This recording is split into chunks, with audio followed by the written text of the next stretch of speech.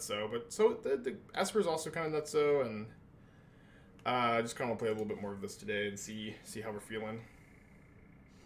And then tomorrow, I'm also getting close to like the Charming Jun Scam deck being kind of good. I think I was messing around with the list a little bit, trying a few different things. Still not sure if I'm like super happy with it, but it's feeling a little bit more hammered out as a small update to that one.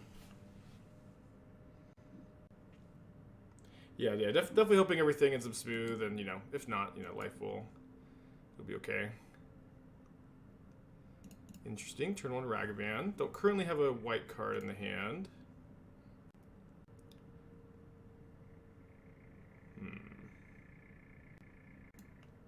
Well, pretty difficult to not just Unmarked Grave for an Archon here. And hope for the best.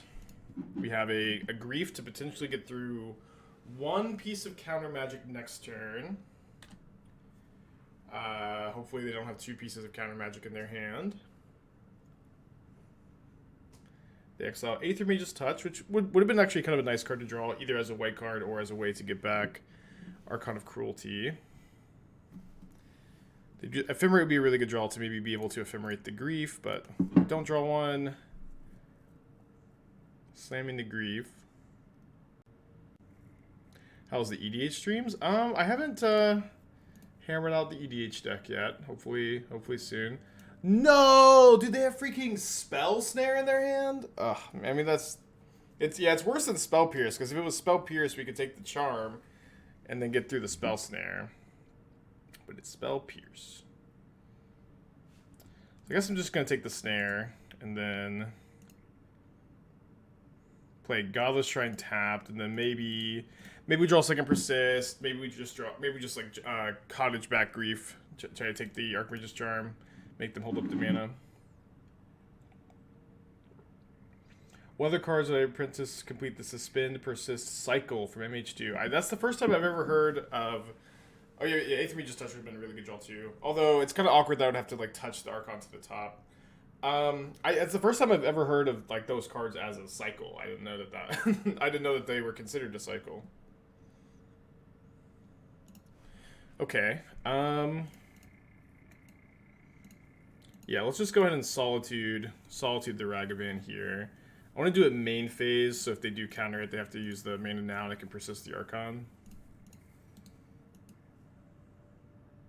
It's not a cycle, but should be. Yeah, well, I guess what is the cycle? Colored cards with one word? Cards cards named after a mechanic that mimic the mechanic. I see, okay. I see. I understand.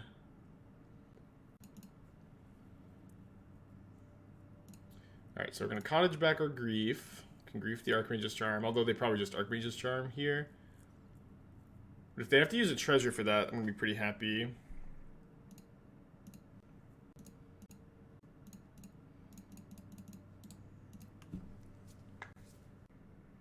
Wow, it just resolves. Okay. Kind of surprised. Probably means they have multiple pieces of counter magic. They're just going to kill this. Okay, we'll take the Archmage's Charm.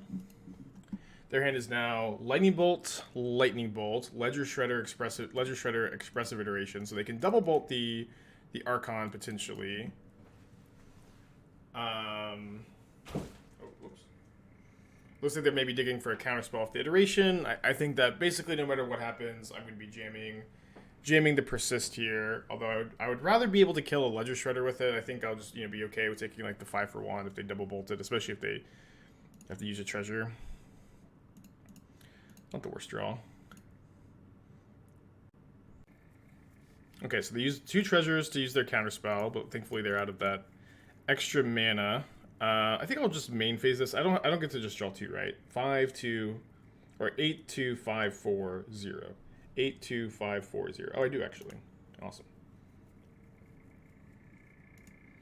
Ooh, and then there's Aethermage's Touch. Yeah, I think like most of the time, by the time Tainted Indulgence draws 2, it's actually a good thing for you. Not super common, but really nice. And then the instant speed Aethermage's Touch is going to be incredible here. They probably have to play Shredder, yeah, and then I can go in my instep Aethermage's Touch and Archon into play.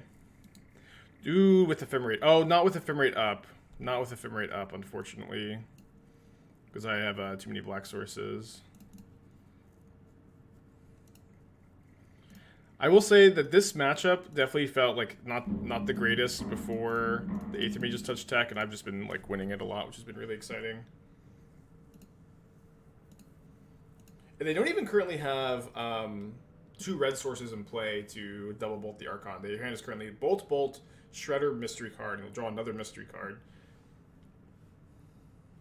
Face-to-face can allow restores to run events. Bites the regional qualifier as well, depending on this area.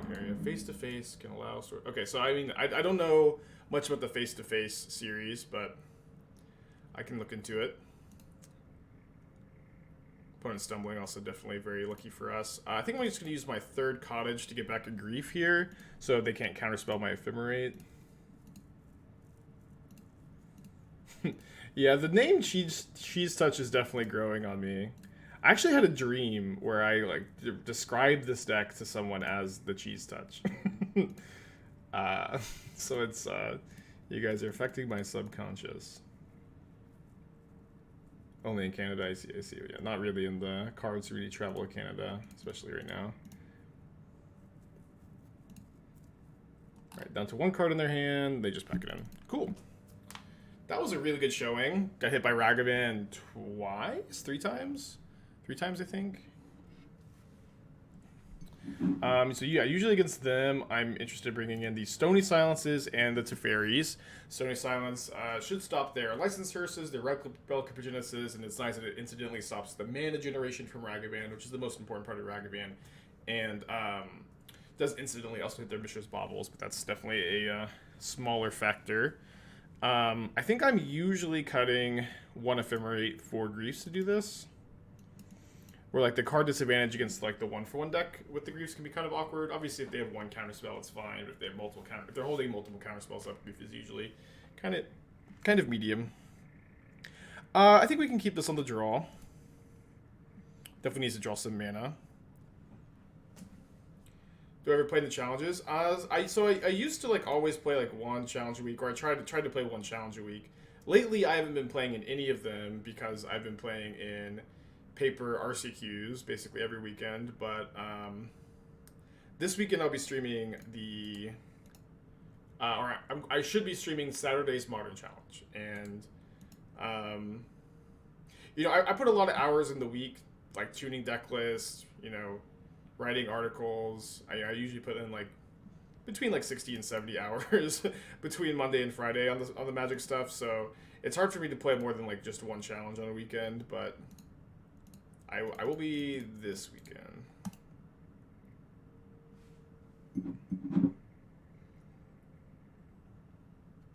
Okay, nice for the Stony Silence to stick. Am I playing Bant this weekend? Yeah, so this is part of the reason why I'm playing this today, is that I'm playing the challenge this weekend. I don't know if I want to play this deck or Bant. I think both decks are like new and interesting. Okay, let's go Tainted Indulgence into turn. I don't want to play right into their counterspell. Yeah, I think I'm, at the time of making this comment, more likely to play Bant. Like, Bant has had, like, one of the best win rates I've had with any deck ever. But, like, the Witch's Cottage deck, like, this has also been, like, one of the best win rates I've ever had ever. It's kind of, like, I feel very good to be doing so well with 2 really interesting and powerful decks. I think I'm going to pass this now. It's really bad if they have, like, Spell Snare, Spell Pierce, though. Thankfully they don't. Like, this deck has also been, like, one of, like, the highest, like, early win rates for a brew of all time. It's, like, with a sample size of, like, 60 matches, it's, like, 77% or something, which is very, very good. It's like, yeah. I'm pretty stoked, and, I don't think I can commit to playing the Sunday one, too, because the Sunday one starts so early, but we'll see. Jabbins, 8 months, thank you. I think it makes sense to try to Aethermage's Touch at some point this turn cycle.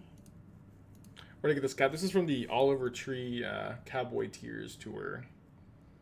Because apparently I'm just a big concert goer now. That was also a really, really good concert. Okay, so if I cast Aethermage's Touch, it definitely gets countered. Maybe I'll just cast the Tainted Indulgence here. Play it a little bit slower.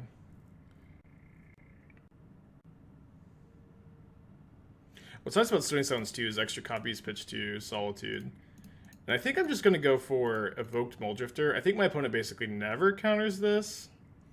I could be wrong, but I'm thinking that they won't counter this because if they do, I can just go like land Persist so easily that I don't know that they would ever want to use a counterspell here. I could have gone like Fetch Shock Ephemerate, but then I think that just like lets my opponent use their mana a bit too easily. So maybe I want Ephemerate to protect Archon. Maybe I want to like go end of turn, get my third Godless Shrine, Solitude Ephemerate if they play another creature. But I can just chill, I think. Just chill and blank their mana for now. Oh yeah, Doomwake's a big Cowboys fan, I forgot. I grew up as a big Cowboys fan. I used to be like more into the NFL than I am now. It's been a while since I've been a big NFL fan. Okay. So I only have one Archon of the Yard. Let me, I think, just go to Teferi, Time Raveler, force a counterspell into Persist. Hard cast Force of Negation is surprising. I feel like if they had force, like, do they just have another force in a blue card? I guess we'll find out right now. I'm just gonna get my next swamp. But it's playing Spell Snare and Force of Negation. It's interesting. Okay, so I don't have my Cottage anymore. They do have a second force, this time pitching Murktide Regent, which is kind of fine. They put a card on top. I may be like a little scared of Blood Moon, but besides that, I don't think we lose to too much.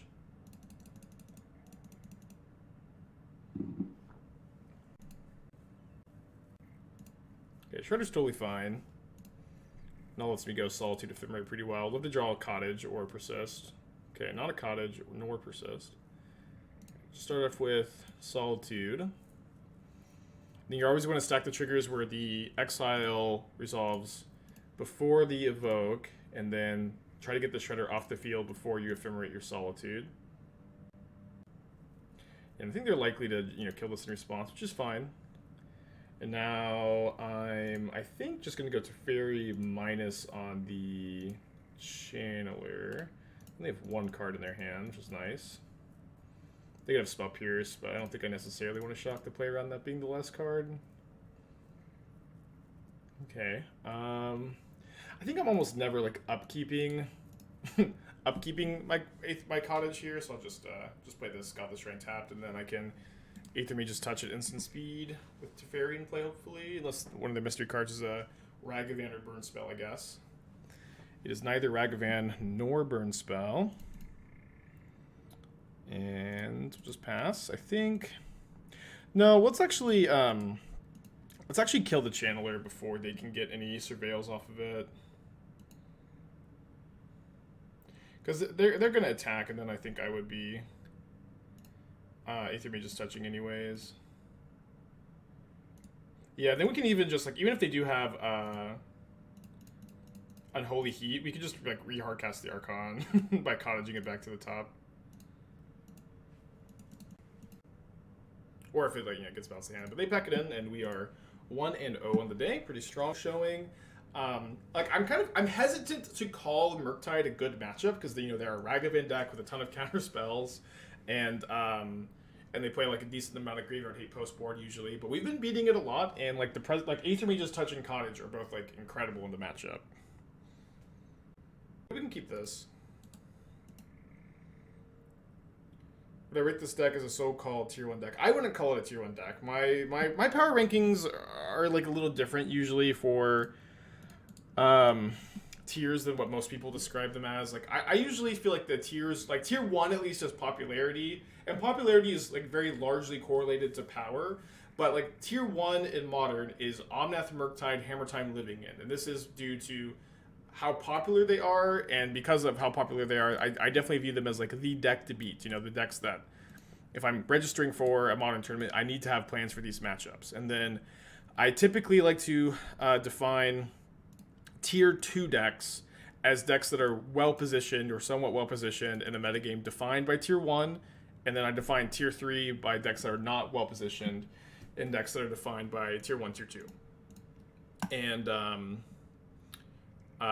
that's it. That's my definition. So I would definitely not call this deck tier 1 because it's not super popular, but I would say it's like a very well positioned tier 2 deck. Any changes to the list? No, not at the moment. I'm pretty happy with the 75. I think again you could change the 15th sideboard card. So looks like my opponent is playing Creativity. You can tell by the all red fetch lands. They don't have Teferi, Time Raveler mana. This is maybe going to be a Fable of the Mirror Breaker. Yep. I don't know that I was supposed to super aggressively grief here. We'll see. See what we find off our Tainted Indulgence.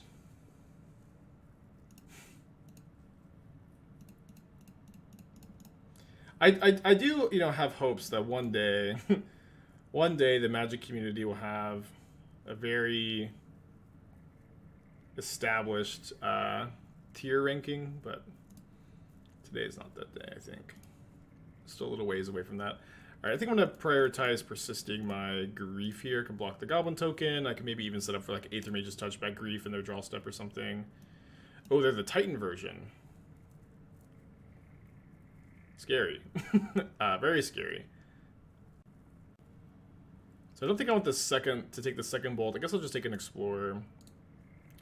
And then play Watery Grave tapped, and I'll probably have to Solitude this Goblin token then.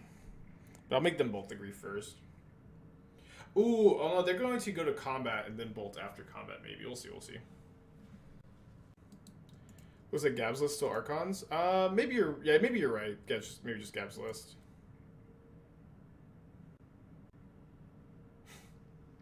I think Burn's position. I think Burn's pretty good. Burn is definitely a deck I'd recommend. And if they do Archon me here, it's not the end of the world, since I can get back my Solitude with either Unburial Rites or Aethermage's Touch next turn. They have a Wrenn and 6 though, which is gonna be able to ping my grief. So they decline to plus. I really want this grief to die. I think I'll go attack Wrenn, they'll bolt it. They may bolt it in main phase. The hand is currently 2 lightning bolts, 2 mystery cards. Okay. And then now, if I don't draw anything better to do, which I did not, I will put grief on top, draw step, Aethermage's Touch, which is not a line I've been able to take too often, but it's pretty cool. And if I find an Archon, I'm just going to slam the Archon, obviously, but I think I'm happy enough to just like 2-for-1 them pretty effectively here. Could be maybe better to go for Aethermage's Touch on the Solitude, but I can like Rites the Solitude next turn, get rid of the Fable token. And again, we have 3 looks on Archon, not a ton, but like a little bit of extra value. I think Monkeyless Murktide can still do work in PTQs. I think it'll be fine. Like I don't think that like I think that I would still be playing Ragavans, but I don't think that the version without Ragavans is like so horrible that it doesn't function. I think that you can basically build what is this tank spell pierce, and like what world are you are you not spell piercing? Yeah, I don't think it would be a terrible choice. Okay, so I think I'm gonna go get basic swamp, Unburial Rites the Solitude. This Wrenn and 6 is ticking up really fast though. Not much I can really do about it at the moment. Oh yeah, maybe reading the card. I guess that makes more sense. What's a good place for Monkey Index other than Murktide? Well, there's not very many decks in Modern that play Monkey besides Murktide. It's kind of like Grixis Shadow and like a few brews. In Grixis Shadow, it's like a harder sell to get rid of Ragavan there, but if you know, it just kind of depends.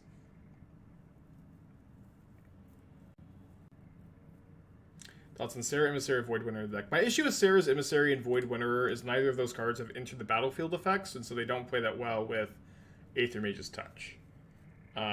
Where like you have to ephemerate them, or they don't stay in play, or at least with Terastodon you get the ETB effect even if it gets bounced back to your hand for a turn. I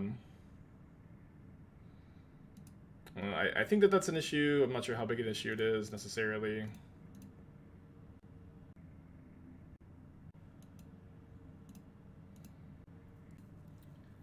So I'm gonna Grief, the Lightning Bolt. Yeah, they're probably gonna win with the Ren Ultimate this game.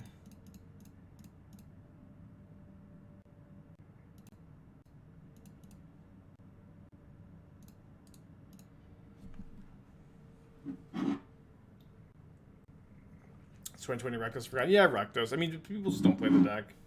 I like the deck though. But in that deck, it also I don't think has a very good replacement.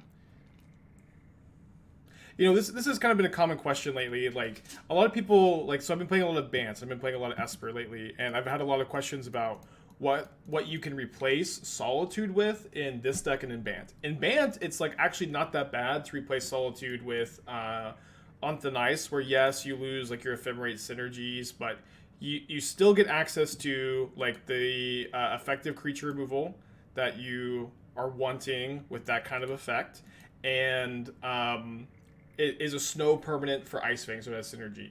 In this deck, though, there's nothing you can replace Solitude with. If you cut Solitudes, you don't have enough hits for Aethermage's Touch. You don't have enough density of targets for Ephemerate. Your Witch's Cottages are way worse. You are like way too slow, and you can't interact with your opponent. Like there's just like not a replacement for it in this deck.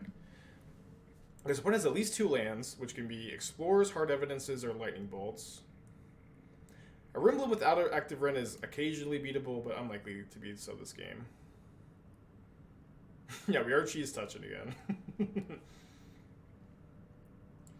Closest sub is Shriekball? Yeah, I guess so. But even then, I just don't think I could recommend this deck without Solitude.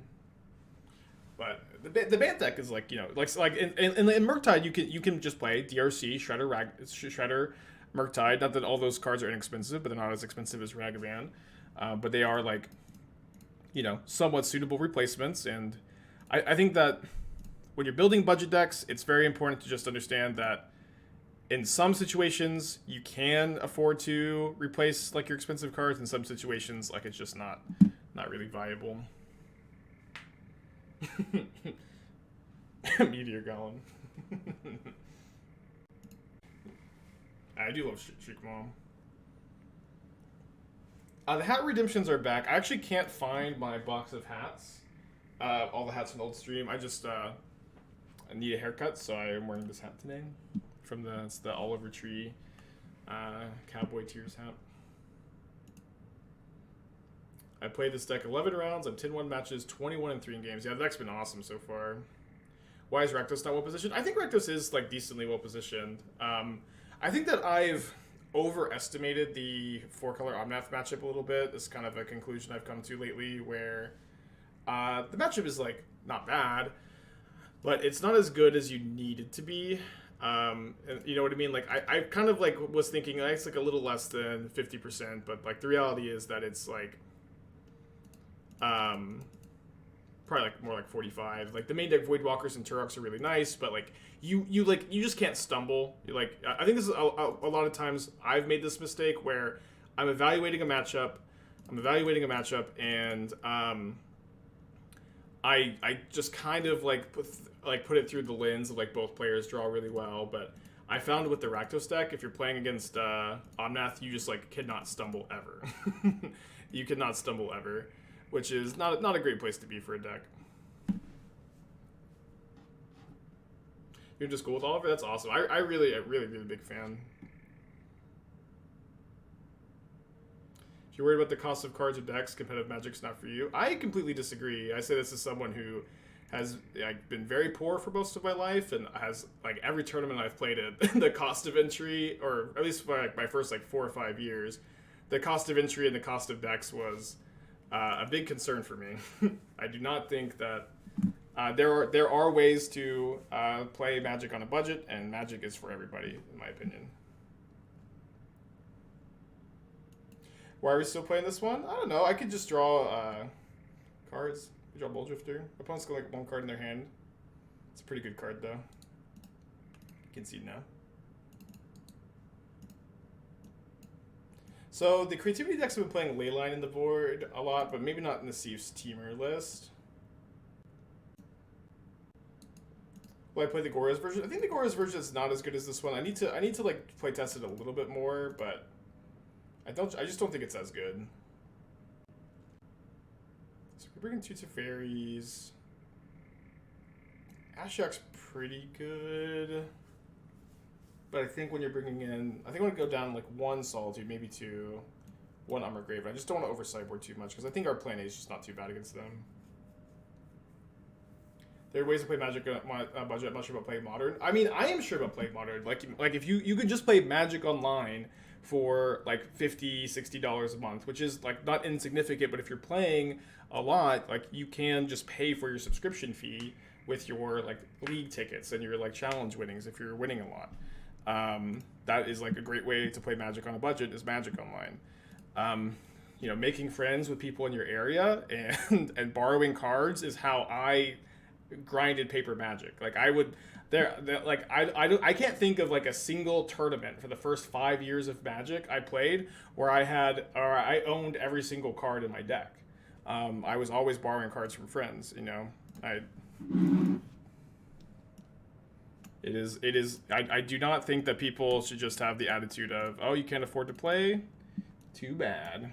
In fact, I think that most players, you know, myself included, I always try to pay it forward now that I have a bigger collection. I think that players try to actively loan cards and get people cards and make sure that people can play.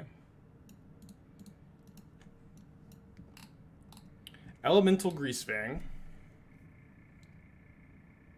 So Grief Fury in the Greasefang shell.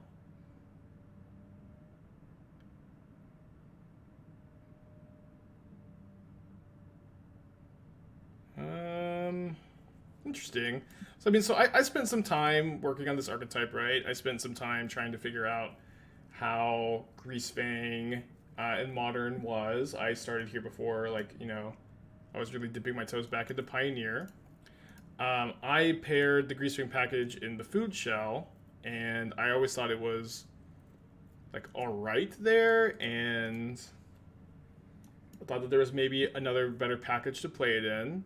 This one is an interesting one to pair it in, but I think the deck has been misbuilt a little bit, right? Where I don't think that Goblin Engineer works very well with Ephemerate at all in this list. You only have 6 artifacts in the whole deck, so like Ephemerating a Goblin Engineer is not very good. And outside of Goblin Engineer, you only have 6 creatures in the deck that work well with that have into the battlefield effects for Ephemerate. So if I was gonna play Ephemerate in a Greasefang deck, I would be really interested in playing like Seasoned Pyromancer, so I can flicker that ETB effect, and I can also like have some overlapping synergy by discarding Archon of Cruelty, and I would be interested in at least definitely play the 4th Grief. Like if you're gonna play Grief Ephemerate, you need to play 4 Griefs. Like you need to be maximizing the times that you're gonna assemble this combo, you know.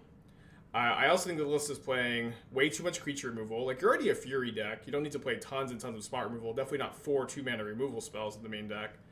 But yeah, I think I would be interested in cutting all of these 2-mana removal spells, playing 4th Grief, 4th Fury. Probably also cutting the Malakir Rebirth, although maybe they're important for your land count. But maybe cutting like the main deck unlicensed Curses, put them in the sideboard so you can make room for 4 Seasoned Pyromancers. Then you've got 12 hits. 12 is like a pretty respectable number. Ideally, you could get that up to like 14, but being like a bit more realistic, I think that this would be a fine number that I'd be content with. Let's see. Okay, I think I'm just gonna play this tap to try to trade Grief for Goblin Shaman.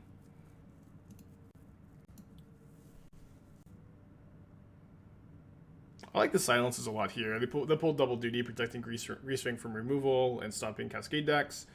I would not play Cleansing Wildfire. I'd probably play Obsidian Charmal instead for this kind of effect, especially in your Ephemerate deck. You want to play Obsidian Charmal. Maybe we'll play 3 of that card. Maybe 4 of the card over any copies of Alpine Moon. Maybe 1 Alpine Moon, 1 Alpine Moon, 4 Charmal. I'd play Wear Tear over Fracture. I think Force of Despair is unplayable in Modern. People like very often try to find like niche applications for it, but I just don't think it like almost ever like really gets there, or at least in like the way you really need it to, if that makes sense. I think those are my main thoughts on this list. I will also say that I found like a Greasefang, Goblin Engineer to be like not that powerful of an interaction in Modern. And so like if you are like just trying to look for something super competitive, I wouldn't like necessarily recommend digging super deep into this archetype, but I know that's not like what it's always about for everybody.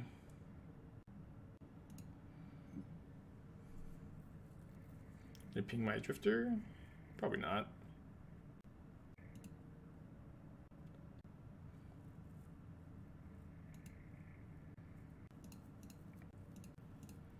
Kind of just need to find an Archon soon. I've got several options here. I can just go land Unburial Rites on Grief. I can go Witch's Cottage, Aethermage's Touch Grief. I can hardcast Mulldrifter. I can evoke Mulldrifter, persist Mulldrifter. What's cool about that is, I guess I'll go to 7 cards in hand, not 8. I can go evoke Mulldrifter and then see if I want to persist Grief. I can go Witch's Cottage Grief, evoke Mulldrifter, Witch's Cottage Grief, hardcast Mulldrifter, evoke Mulldrifter. Yeah, I think that just starting off with Mulldrifter evoke makes sense. I just get so many options here. I could draw Ephemerate the Mulldrifter. Okay. Definitely informs my decisions.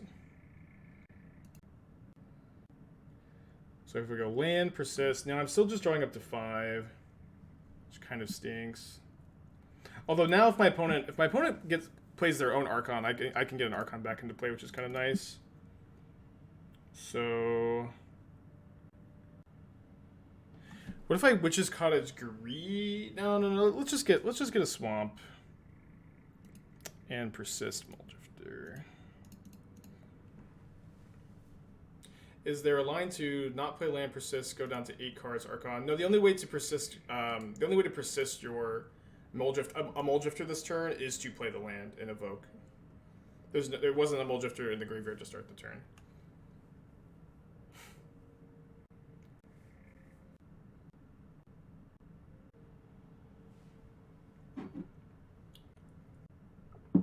Obviously pretty scary if they've drawn a creativity. As far as we know, they don't have one. They also only have 2 more Archons in the whole deck, too. So maybe if they do go creativity X equals 2 here, we just let it resolve. We discard Archon of Cruelty, Bloodstained Mire. And then we Solitude and Archon, pitching Aethermage's Touch, or whatever white card we draw for turn, and then we just reanimate, and then they're just out of Archon of Cruelties. I think that makes sense. Any plans to play Bankoko today? I mean, I've been playing. I know everybody's hyped about the Bankoko deck. I think I'm very likely to play it in the Modern Challenge this weekend. But today I'm kind of trying to decide if I want to play that or this in the Modern Challenge. And then Friday I'm going to be trying to play a new deck. Don't like to be playing the same things all the time, but I'm definitely really excited that you guys are hyped about that one. Okay, so let's go. Just evoke.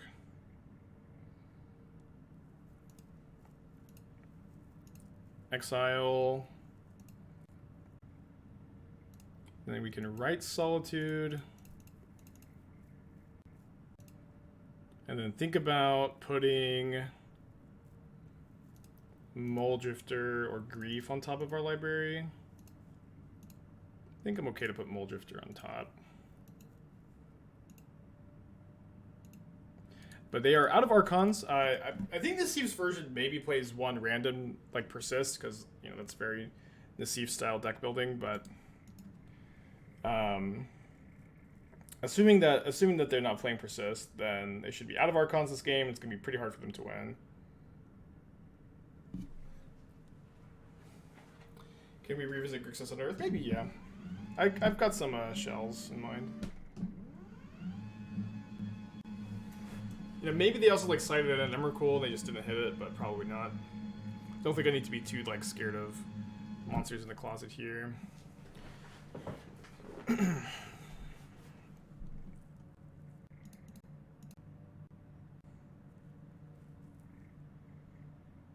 When are we breaking Idyllic Range? Idyllic Range was good in Pioneer when Walking Ballista was legal. don't know if there's still a home for it. And if there is one, I don't know if it contains Walking Ballista.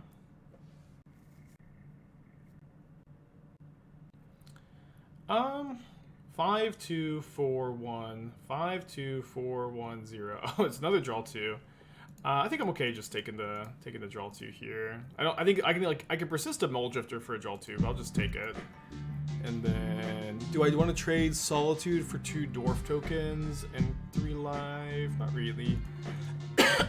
You know, bots, thank you for the Twitch Prime. Appreciate you.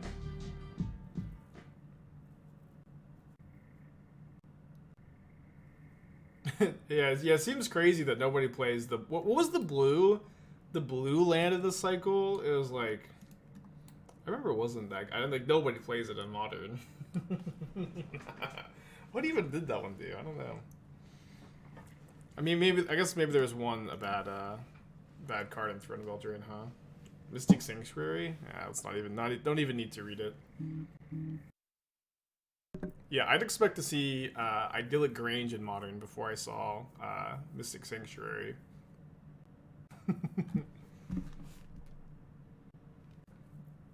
Remember how they printed it in Old Board Editor and immediately banned it in Modern? Yeah, it gives me hope that they'll ban this Almath card.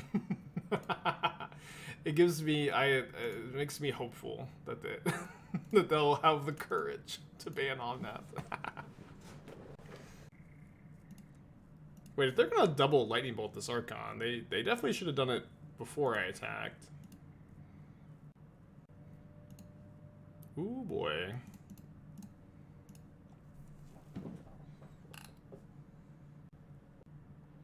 Want to play any of the SCG cons? I don't think the SCG cons are like good enough value for me to travel to. I'll play the local ones, but it's also like, you know, not a tournament series I've been super excited for since they laid off all their content creators and don't do any coverage anymore and all that drama. Wait, how do they avail? Oh, they just drew it off the Prismatic command.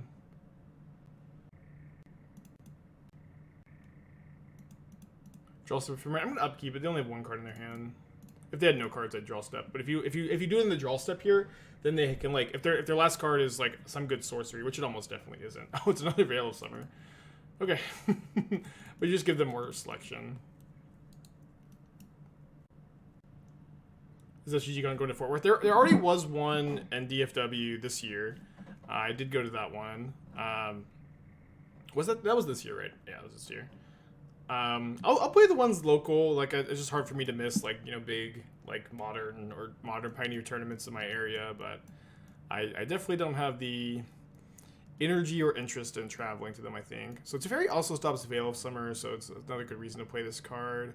I don't think we saw any graveyard hate from them, which is kind of nice. They might be on Endurance too, though, which Teferi is also our answer to. So I think I still like our sideboard plan, even if they aren't on Leyline. Yeah, Veil does stop the sack creature because Archon does target, and then Veil gives them hexproof from black. Why no Ashiok? I think Ashiok would not be bad. I think it might be over sideboarding though, especially on the draw. Especially because I already brought in three mana planeswalkers, and I think our plan A is like really good in this matchup, so I don't want to over sideboard.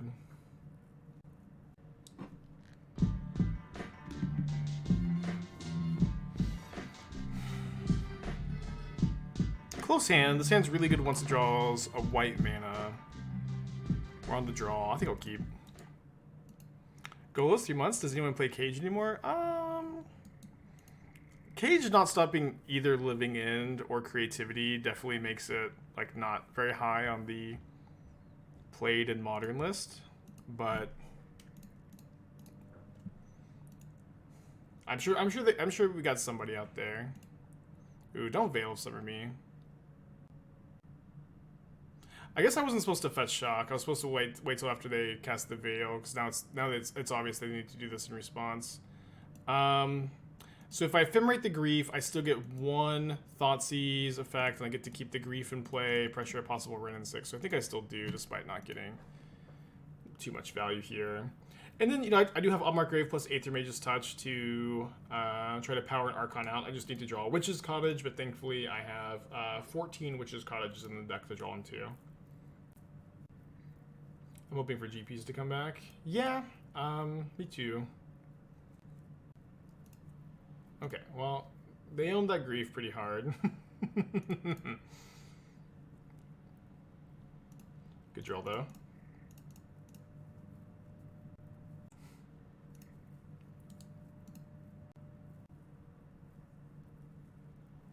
The Wizards announced that the GPs return next year. I don't think they did say that they were returning. I can't. Or did they? They said. I think they said something about GP level events. I can't remember. I think I'm just kind of like a big dumb goofy guy, but I always have the hardest time like deciphering their articles. I don't know if it's just me, but I always have to go through them multiple times and have chat explain them to me. Okay, so they can't go Dwarven Mine, Creativity next turn because they have the Besage You. They don't have any blue mana up. They could, if they have Endurance, they'd have to pitch it. Really wish I just drew another black card, but let's go for it. Stop. Alright, I declare Veil of Summer to be banned. They don't play Endurance. Alright, of course they don't play Endurance. Yeah. Of course. Kono Yogi, thank you for Twitch Prime. Appreciate you.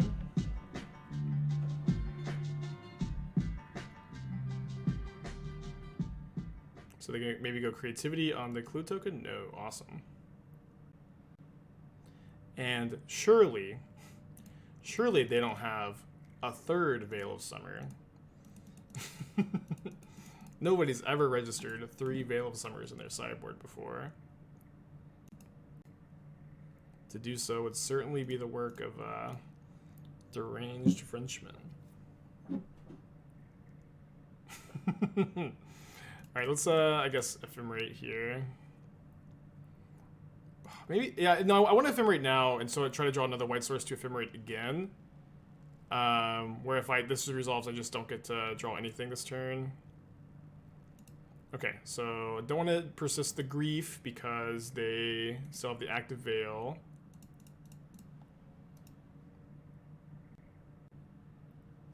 White source. Cool. Alright, so I think I'm going to upkeep this to get that last card out of their hand. Although it wasn't a Creativity last turn. I think that's still fine, though. I got a Rebounding Ephemerate, or 2 Rebounding Ephemerates for this Mulldrifter. Oh, dude, if they Archon me, I'm actually just going to sack the Archon, double Ephemerate Mulldrifter, and then Aethermage just touch Archon back into play, I think. Yeah, just get rid of Veil number 4. Okay, the last card was a Lightning Bolt, which they can cast for, presumably. I guess they're trying to find Creativity X equals 2. Why Ephemerate in their upkeep? Can't they draw with Clue token? Well, if they draw with their Clue token, then they need to have exactly untapped land Creativity. Like that taxes their mana a lot if they do that. And I think you just want to like make them discard when they only have 1 card in the hand. I think that we're maybe all overthinking it here. Although if they do go Creativity X equals 2 here, we're kind of like moderately boned.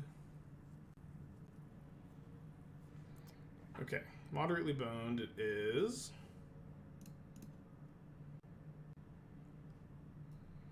So, is it correct to, in response to these Ephemerates, Aethermage's Touch, if I find Solitude or Archon or Mulldrifter, it's fine. Or I guess not Mulldrifter, I have to find Solitude or Archon. It's like game winning if I do that, probably. I can also just guarantee an Archon with this Cottage, but then I'm still kind of not doing great. Because then they make me sack it. Yeah, I think I have to YOLO. Okay, Mulldrifter, I guess, I mean, Mulldrifter gives me like 6 cards for like a Persist or like Solitude white card and stuff.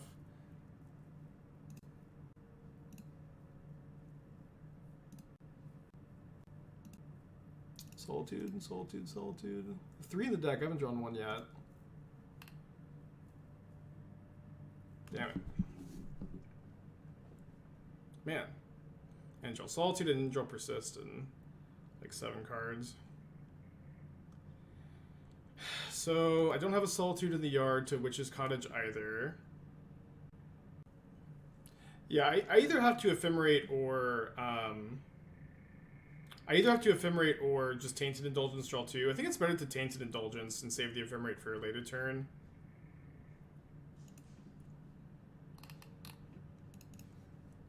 Try to survive. Oh my gosh. Okay, now I have to Ephemerate, sorry. I forgot that I can't fetch shock. It didn't matter. Damn it! We were so ahead that game. I feel like we could have played differently for sure. Such a weird matchup. Close hand. I don't love that Aethermage just touches our white card for Solitude, and it's also like our payoff here on the draw. I think I'm gonna mulligan. Close hand though. Okay, keep this one.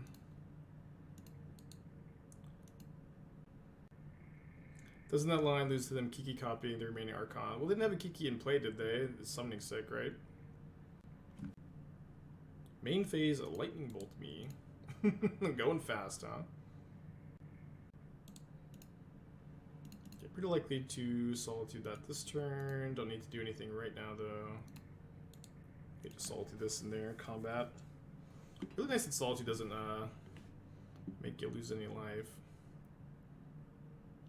Although I wonder if it's better to Unmarked Grave this turn, just set up for top decked Persist. Yeah, I'm glad you're still excited about it, Doughboard. I am too. Sam, thank you for the 6 months. Appreciate you.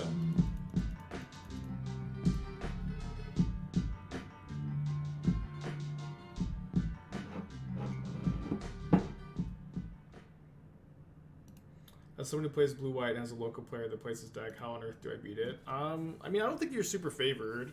I don't know how many. It kind of depends on how many Rest in Peace you're playing. Kind of depends on, you know, if you play like, I think Flusterstorm is really good against this deck. You know, just like cheap counter spells in general, good against the deck. That's a good head. All right, so let's go. Just main phase Indulgence. Discard a land. Grief. Maybe I should have just Unmarked Graved for rights. Do that next turn. Got no cards in their hand though, and we have an Archon in 2 turns. Ooh. Goblin Guide is interesting. Double Goblin Guide. Okay, jeez.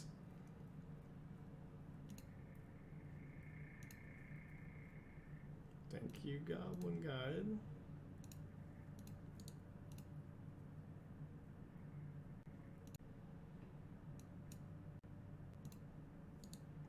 So now that they hit double Goblin Guide, I can't fetch a second time, and I need to draw either Swamp, Witch's Cottage, or Persist. Or maybe Solitude. Oh, there's Swamp, okay. And we need them to brick, of course. I can't believe they drew like double 4 mana, like double Goblin Guide off the top is so nasty, but if they did brick this turn, we're still in like really good shape.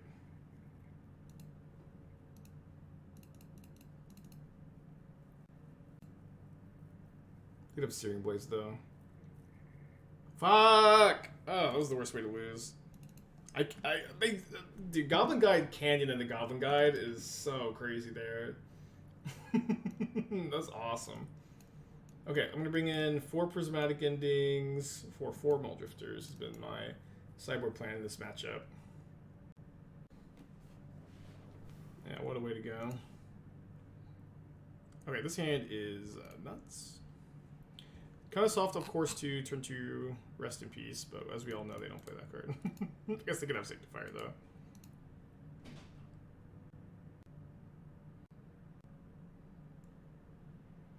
Okay, this is a super good draw because now I can take a Graveyard Hate spell. Okay, they have 2 Graveyard Hate spells, but I do have the Ephemerate that I can take both of them. What an amazing hand.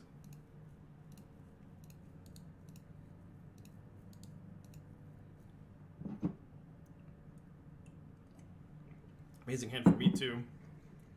And then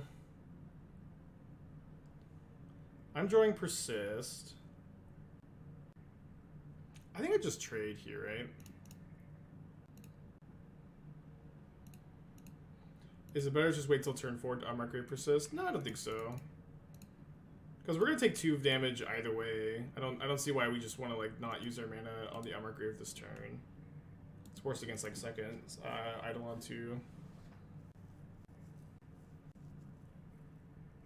So they have Lava Spike, Skewer the Critics, and so they can put me down to 8 here. 5 if they have another 1-mana burn spell, but then the Persist should be game winning if that's the case. They just hold up Skullcrack here. I'm pretty sad. That's fine.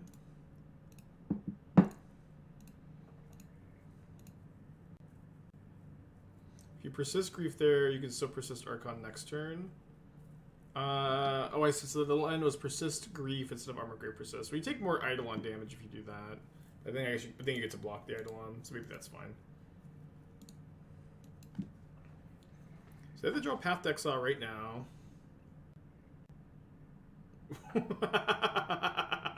The 3rd Sanctifier in fact. Kind of unreal, to be honest, but I can't believe we beat triple Sanctifier in fact. This was such a nutty draw. Turn 1 Goblin Guide with double Sanctifier in fact, lands, double burn spell, Eidolon. Just easy peasy. Thankfully we have, you know, like 8 answers to Sanctifier 2. Plus just Aethermage's Touch. Okay, another Unmarked Grave Persist. My opponent's playing so fast. Immediately keep 7. they're just in it. I think I just played this tapped. Rind the Mind, thank you for the 11 months. Thank you. Alright, another Sanctifier.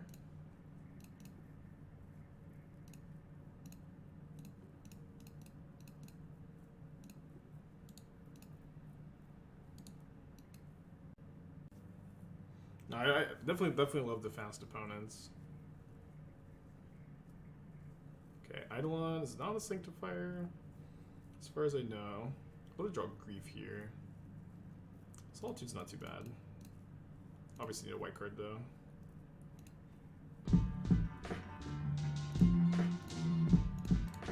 Bill, Twitch Prime, thank you.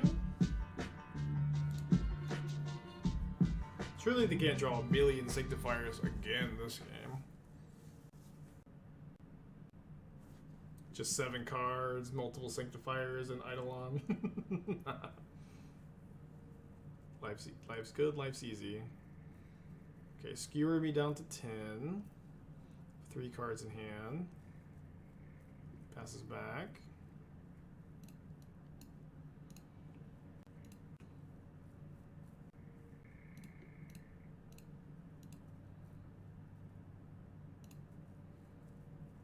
It's a really good draw. So if they have Skullcrack, not the end of the world to do. They still have to discard a card. We'll be at 7. That a Boros Charm burn spell, I guess. Path is totally fine because I have Unmarked Grave Persist in hand, especially if this trigger just resolves now. If they don't have Path Skullcrack. Path Boros Charm is totally fine. Pass back to you. You need to dodge a Sanctifier off the top, but I guess we could still persist a Solitude. It's really cool when you have games like this where both players are like definitely the top range of their draws. You know what I mean?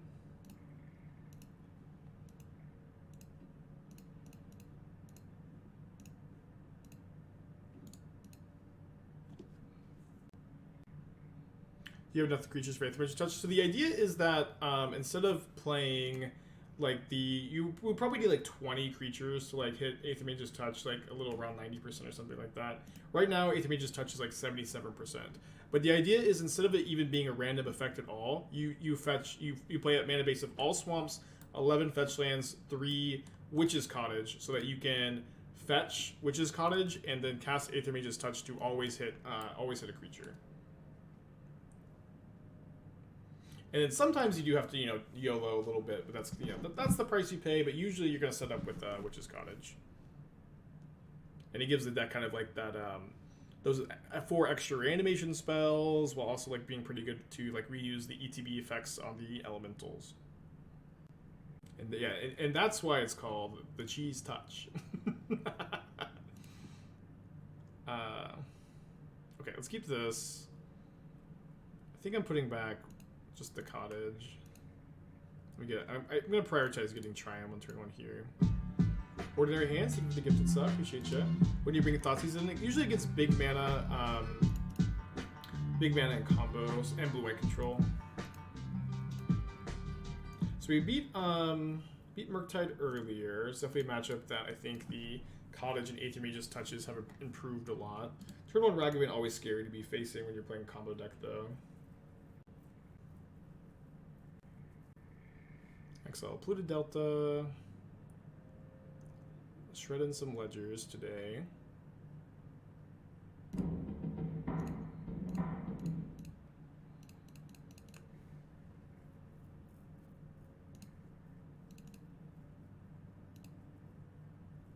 So there's a white card for Solitude. If I Solitude Ragavan right now, I let my opponent connive. I also lose my Aethermage's Touch, which is not like the end of the world, to be honest. And stopping the mana generation from Ragavan, I think, is a pretty big deal. But maybe I'll do it on my opponent's turn. Especially if they have like dashed Ragavan. It's just such a disaster to do it now.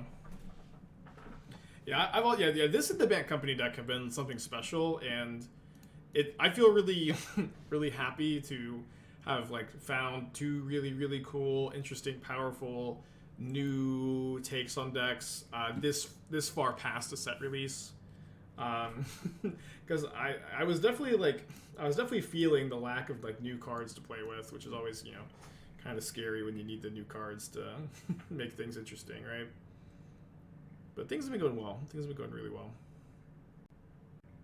I think my opponent's trying to dash Ragavan right now. Obviously, that Snake Tribal won a Japanese tournament. I haven't seen that. I don't know that I want to see that. But I haven't either.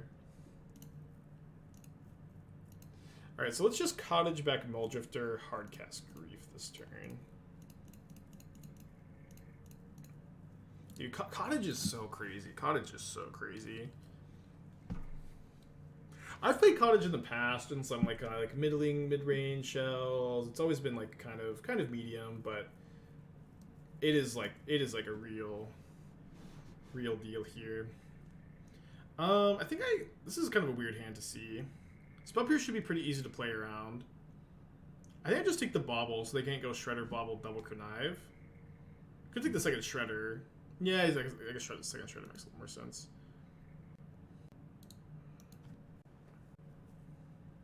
The next turn, I think I'm likely to just go like Cottage back Solitude and then Hardcast Mulldrifter.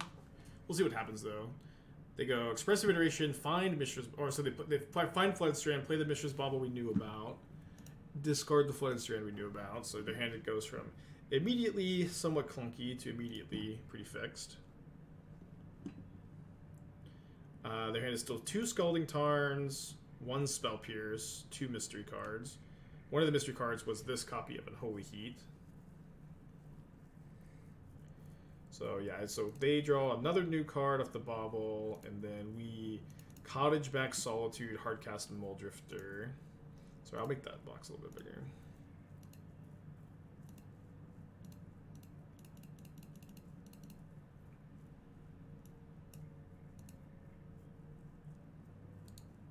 Okay, just resolves. Cool. Can't Spell Pierce the Mulldrifter.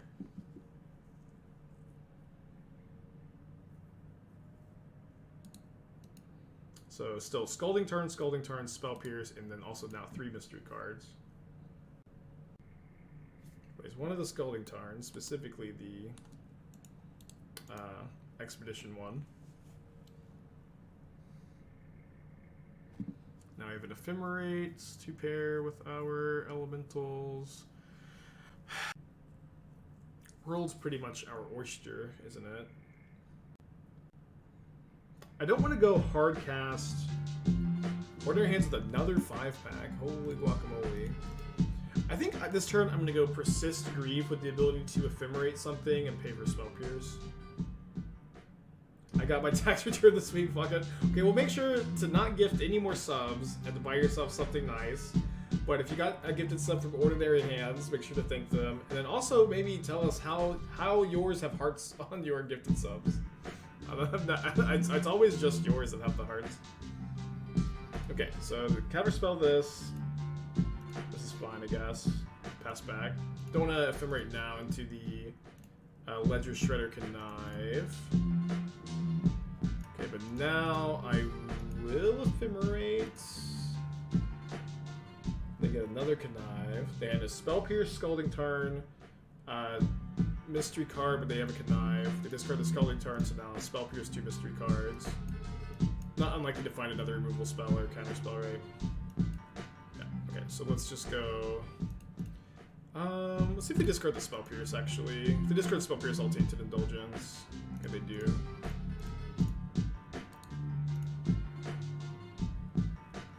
Easy draw 2.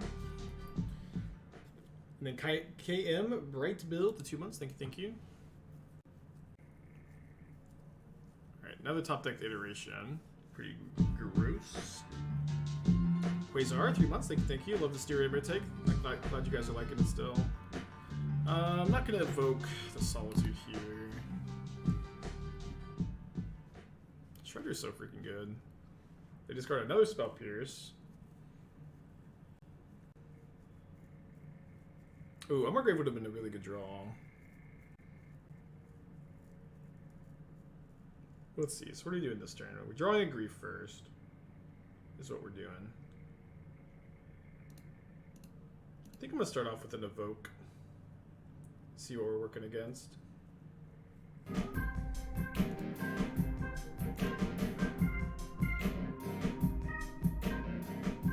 Expressive Iteration, Unholy Heat, Murktide Regent, Ragavan.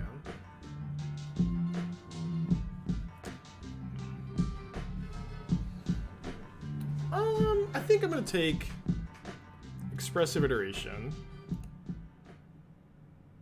And then Witch's Cottage back Mulldrifter. And Aethermage's Touch of my Instep. Quasar with the 3 months, thank you. And then Gator with the 11. Yeah, time does fly, huh? If you're on PC, you can choose a theme for your gift. The default is present. You can pick a heart. Cool. I didn't know that. I'll take a look at the themes next time I'm gifting. Oh, I guess I should have upkeep this. Forgot about the freaking Connive. This could be game losing. Okay, they just draw Scalding Turn though, so we deny them the land top deck. You're welcome, opponent. Okay. Unmarked Grave can find me Unburial Rites down the line or sometime. I think my opponent's gonna go Heat, Mulldrifter, Dash Ragavan, hit me for 5, Murktide Regent, maybe 6 actually.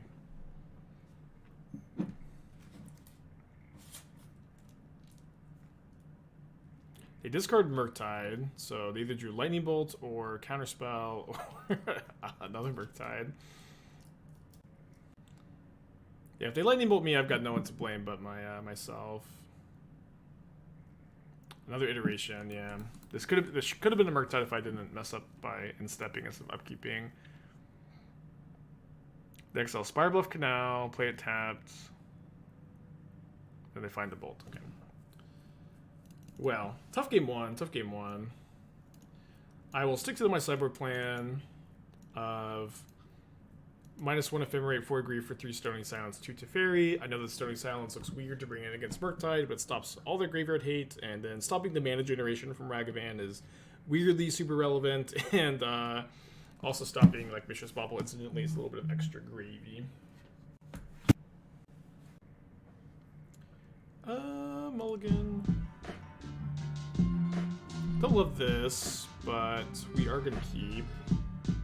Doc with the 29 months. Thank you. But it's also on a Mold of 6, thankfully.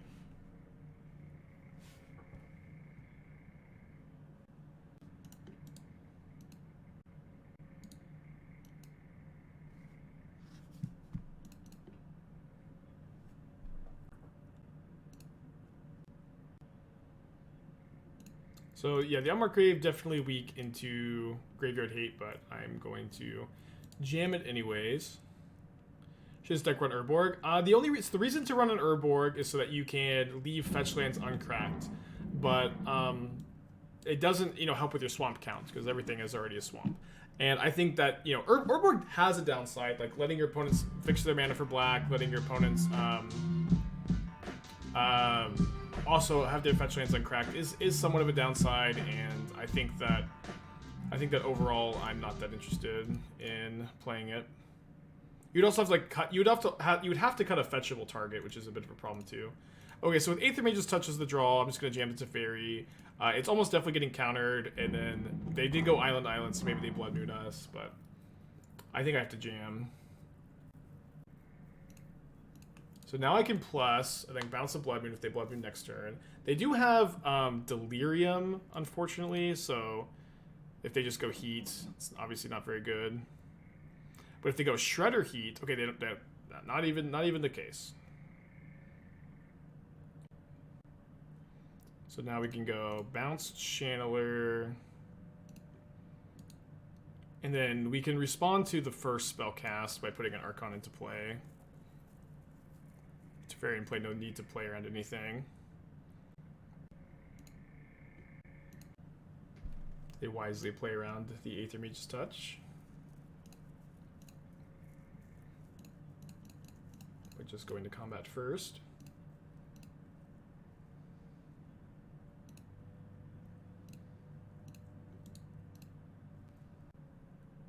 This card is to consider. It's kind of nice. Plays tap Spiral of Canal. Expressive Iteration, so we get to attack with the Archon, I believe. Why is Teferi so good? I know, dude. At least they deleted it from Pioneer. They exile another Canal. Get to attack with the Archon. If you don't find an Ephemerate, we do have to bounce it back to the hand, but it's a lot of value and should be okay. They discard the Dragon Rage's Channeler that we know about. Let's cast Tainted Indulgence here. A little bit mana flooded. Guess we still discard the Archon because we are about to get an Archon back into the hand, though. Teensy tiny bit mana flooded.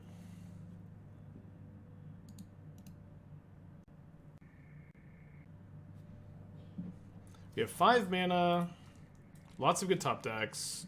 Aethermage's Touch, Solitude, Mulldrifter, Persist, Tainted Indulgence, Unmarked Grave, another Teferi are all very strong here. Okay, I definitely count Solitude among the strong threats. I don't know if I'm supposed to cash this Teferi in. No, I don't think I am. I think they will be thrilled if I cash it in.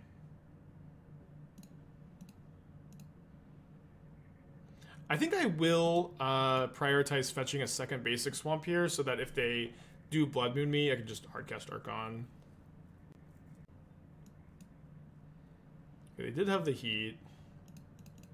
Yeah, but they just didn't have it for so long, you know. There's the Drifter, or a Drifter rather. So just hard cast. They have 4 cards in their hand. We'd obviously be like way ahead if we just didn't draw like 5 lands in a row or something. But we may even, I think we're even still ahead despite drawing that many lands. And they draw 2, letting my Mulldrifter resolve. Which I think that they will come sorely to regret.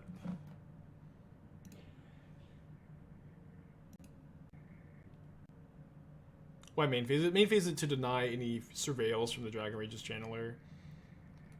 Because, like, if we don't main phase it, right, they're just going to start their turn off by attacking Teferi, and then I have to exile the Channeler anyways. And so this means that if I wait and my opponent, I've done the 5. If they, like, play a Bauble main phase 1, then they just get to... okay, this should be fine. They're going to Mulldrifter, but then I can just Cottage back... Archon hardcast it. Yeah, if they play like a Bauble, they get a Surveil that we would otherwise be able to deny by main phasing the Solitude there. Just gonna stop on upkeep though.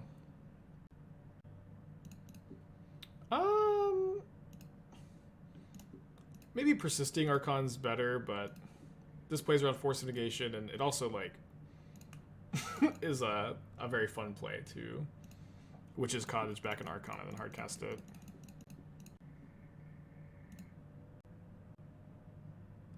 Does it play around Subtlety? I don't know if they would bring in Subtlety. They probably would, I guess.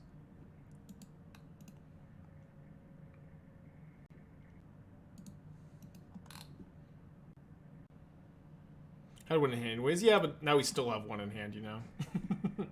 Now we still have one in hand. Lethal Mulldrifter.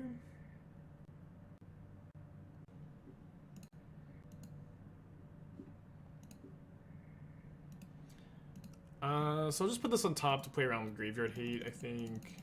Makes sense.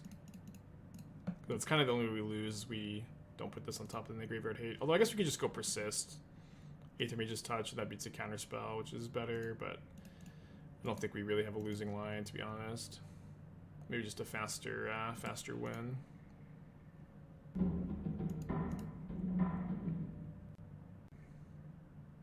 They do have the Hearse, but I'll just go upkeep Aethermage's Touch for a fancy win.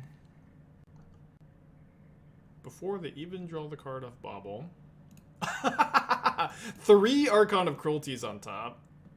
All 3 left in the deck. Okay, game 3 on the draw. Submit.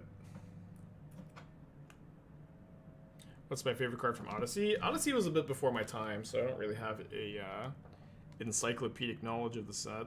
Or I don't know if I can even name a single card that I know is for sure from Odyssey. Basic Island, I guess. Okay, let's mulligan this. Terastodon is for the Tron matchup.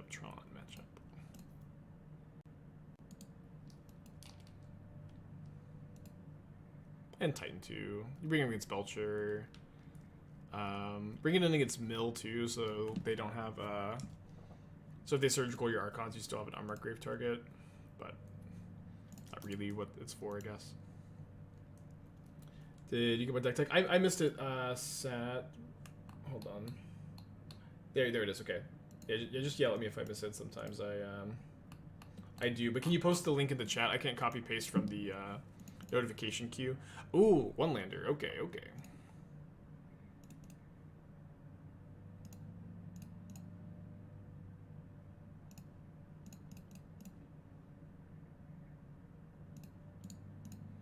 They go, land on licensors. Feel kind of bad. Don't feel too bad if they keep missing the land drops. And I think just playing around Graveyard Hate makes the most sense to me here. So I'm not going to play around Spell Pierce. I'm going to play around them going like land on licensors next turn. Alright, GG. Not the most exciting end to what was a really exciting match, I guess. Teamer Adventures in Pioneer. So I know Escape to the Wilds and Lucky Clover were certainly like super powerful standard defining cards. I am of the opinion that this is not a great strategy to play in Pioneer, where your deck is still like very slow and your clock is and you have actually I think have a hard time outgrinding decks like Phoenix, where Phoenix is just going to be able to just take a billion turns with their temporal trespass slash copy effect and mono green Devotion is going to stomp all over you. This deck has like very little relevant interaction for mono green Devotion, and mono green is just going to like grind you into dust every single game. That's still like one of the most popular decks in the format. When there's like an archetype like this, I think is underpowered for a format. I do like to talk about why as much as I can. Okay, we're on a mold of 6 already, and the hand needs to draw a blue source to like really do anything, and even then it's very slow. I think we go to 5. We have better 5s, like this one. Grade 5.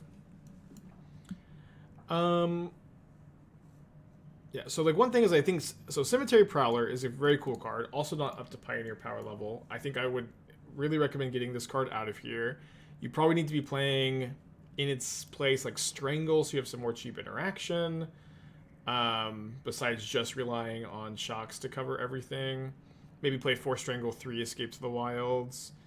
And then I think that a big priority too would be having some kind of game-winning combo. Oh no, the mirror. Well, they kept a 7-card hand with Grief Ephemerate against my mold of 5. Not feeling very good. Although if I draw a land next turn and make them discard Archon, we can just draw Persist or Indulgence to get there. Frost, thank you for the 8 months. Appreciate you.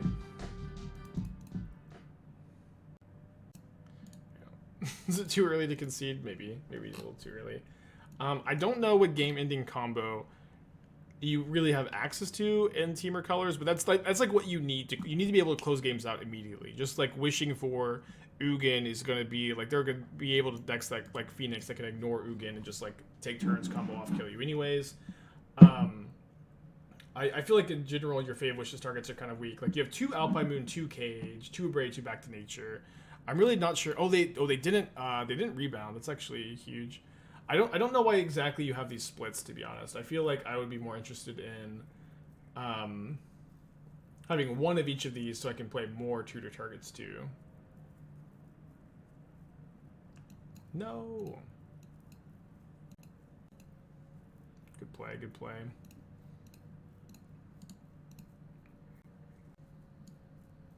So now I have Persist as a good top deck. If I draw a land, I can Cottage back the Mulldrifter. Go from there.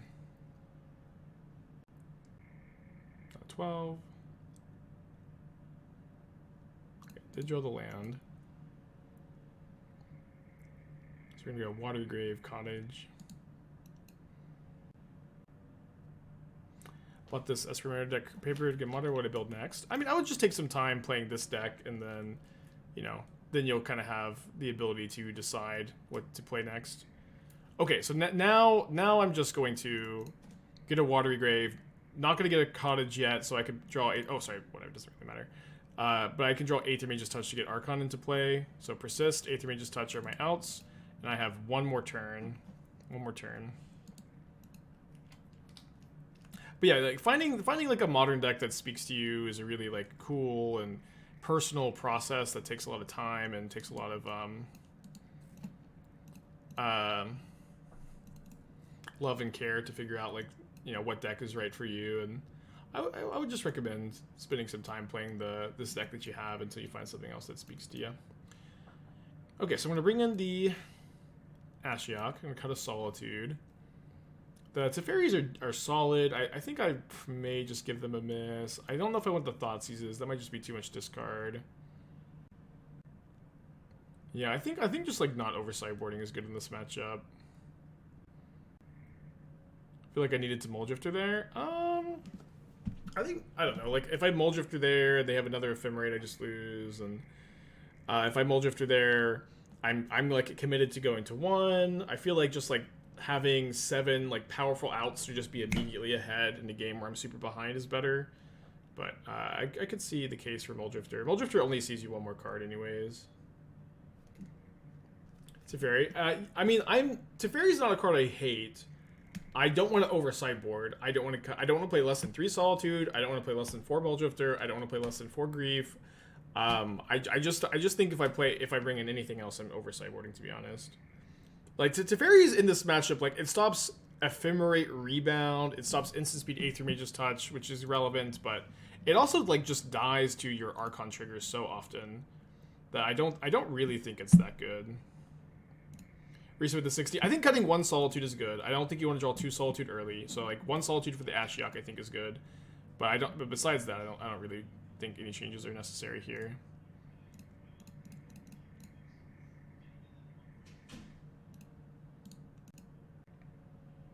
Cut lands. You can cut a Cottage in some matchups. What's up? It's me, your friend, Aspiring Spike. I don't think I talk about this that much, but I do think like it is possible to cut a Cottage. I don't think that's a horrible play. Okay, so we can go Rites at Archon. If they persist Archon, then if they persist Archon, we can Aethermage just touch Archon. Keep the train rolling. We could also draw Grief, could draw Ephemerate. Mulldrifter doesn't see more cards. It sees you 1 more card if you Cottage it there. You draw 1 card for turn, otherwise you Cottage Mulldrifter, evoke it, draw 2. Ooh, Thoughtseize is huge here. If they have the Persist. Yeah, the Mirror is pretty silly. Pretty fun though, interesting. They take the Aethermage's touch, and they do have the Persist, unfortunately for me. Not the end of the world, but not in great shape either. Some good top decks. But none to be found. So now I need to Unmarked Grave for Rites, and then just trying to think what I'm discarding here. I think I'll just keep my life total as high as possible. I'll discard Delta, play Cottage, not use the ability, and then Unmarked Grave the Rites into the yard. And then discard the Watery Grave. Oh, sorry. Chogor with 7 months. Akbar with 23. Thank you. And then Terrific with 17. Thank you guys. Welcome back. Which is interesting about being on Draw the Mirror. You Archon, your Archon being better after theirs is a lot better. Yeah, it's kind of interesting for sure. This like you know we lost the creativity matchup. We might lose this matchup. You know, the Archon mirrors are really complicated. I don't really feel like I figured them out either, but maybe I'll be able to crack the code at some point. Yeah, losing the mirror to Thoughtseize. I don't know. I mean, their curve is really good here too. Maybe you should be on the draw. Yeah, like I don't know that like that's the line. Like just choose to draw on this matchup, but it's kind of interesting. And now they're going to cast Grief, which will stop me from exiling their Archon. So, but now if I draw a white source, I could have played differently, just have a white source in play. But if I just draw a white source, we're in great shape. Come on, 1 time. No. Okay, we'll play it out though. We'll play it out. We're still like a persist off the top from being ahead. Yeah, I mean, the creativity matchup definitely got pretty unlucky, but I also think I could have played better too. Buddha, thank you for the Twitch Prime, appreciate you.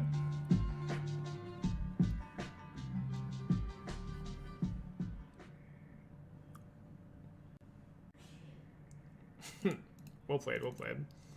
Okay, 3-2, but 3-2 losing to the mirror, does that even count as a loss? Yes.